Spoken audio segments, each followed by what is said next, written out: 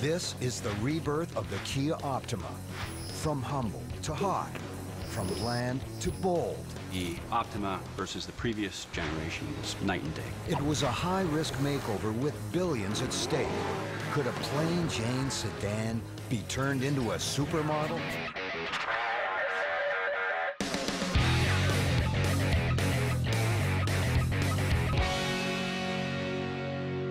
A competition was held that included design teams in Frankfurt and California, all filtered through the rigorous approvals of Kia headquarters in Seoul, South Korea. This would be a car with truly international DNA. Usually I start by getting the team together and start to brainstorm, and they start their sketching phase. We review it several times. They get more and more focused on their concepts and their ideas. Eventually we'll have a big 2D presentation. Then we'll start developing some models, usually in quarter scale, in clay. Eventually there's a big presentation in front of top management in Korea, and one model will make it, will be chosen. With only one destined to win, most of the early designs are rejected. It's the one that has just the right scale, the right curves in the right places that Schreier is looking for. The most important thing for me is the proportion. You know, it's not how many lines you put on the side of a car. For me, it's the proportion. How does the greenhouse sit on the body? How are the overhangs? What is the width, the stance, the surfaces, the tension of the surfaces? You have to build up on the wheels, and then you do the windscreen, and this is the actual shape of the roof and the way it flows into the trunk. The winning exterior design is from the Italian-born Davide Limongelli, based in the Frankfurt studio.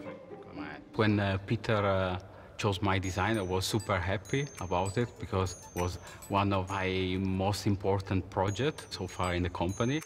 A 3D video wall helps the design team get a sense of what the car will finally look like before they truly commit. The lines of the car are built around what are called the pillars, the A, B, and C.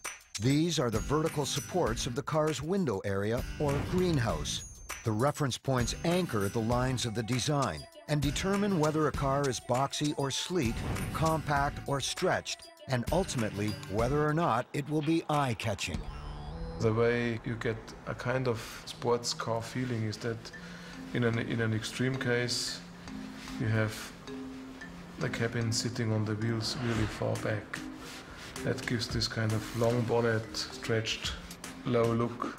The weight is more on the rear wheel. In a way, we got that quite nice. It has this kind of luxury sports sedan look to it because of that trick. So great feature for Optima is that chrome line, and it goes from the inside of the A-post, this is the A-post, all the way across the car, along the car, right to the very end of the C-pillar. So it shifts the cabin back and gives the whole car this kind of classic proportion.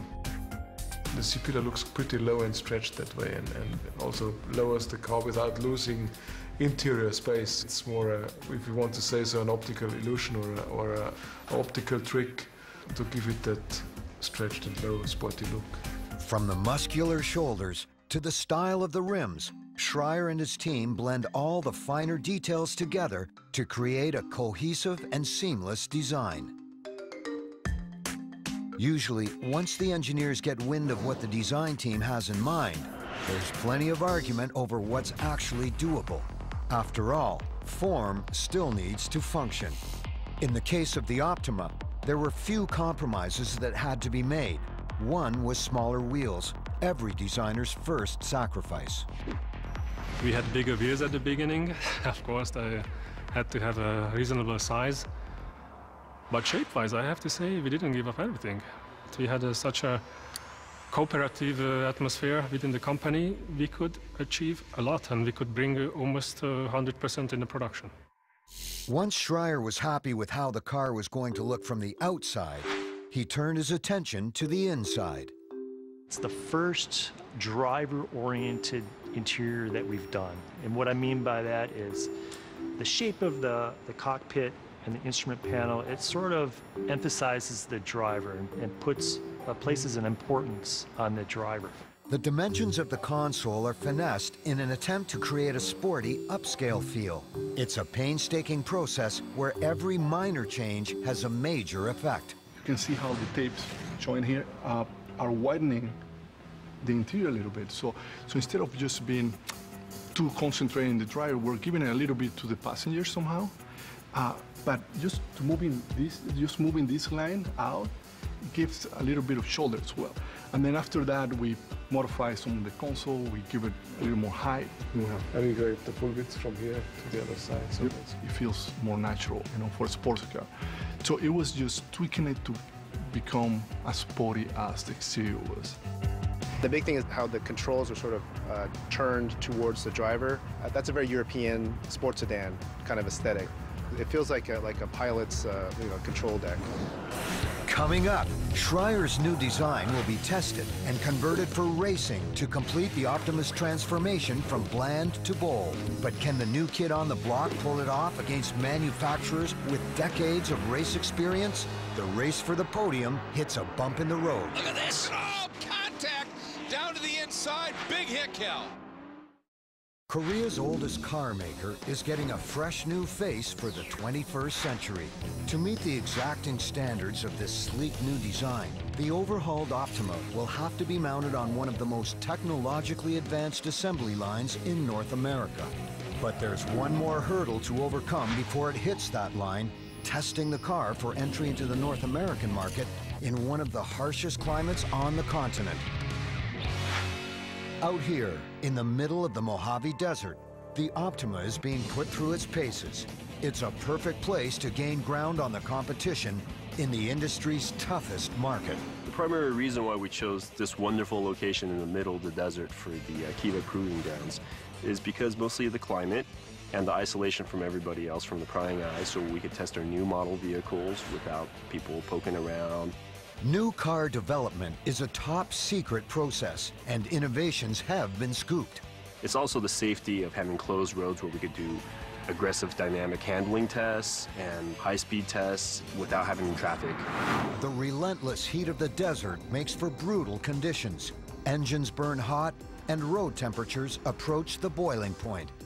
One of the advantages of the extreme climate allows us to put our cars through a durability cycle, and that either allows them to heat soak, be exposed to extreme wind, sun loads, also cold. And that extreme cold is particularly important for cars coming to a harsh Canadian climate. The Belgian block road is a winding road that has not only a rough surface, but elevation changes as well as asphalt patches on it. It really works the suspension as well as creating tire impacts. So we really want to see how the car goes through there as well as lasts in that environment. Sideways is part of the suspension articulation test. It's durability. It basically twists the entire car so that the suspension is working in opposite direction on the front and the rear axles of the car. And we're checking for squeaks, rattles, part failures, articulation and suspension bottoming out. The VDA, or the vehicle dynamics area, is where we test for extreme vehicle dynamics. It's where we do some tuning for our vehicle stability controls to ensure that a vehicle, no matter how hard you run it or slam it around, will stay in control and recover itself. The water trough is a water intrusion test. We run the vehicles through the water trough, which has a bump in the middle of it. The main point of this is to test to see if water will intrude into the vehicle from the under chassis through suspension components or bolt holes. These tests are analyzed at KIA, and the engineering is perfected before the car is prepped for the high-tech assembly line. The result?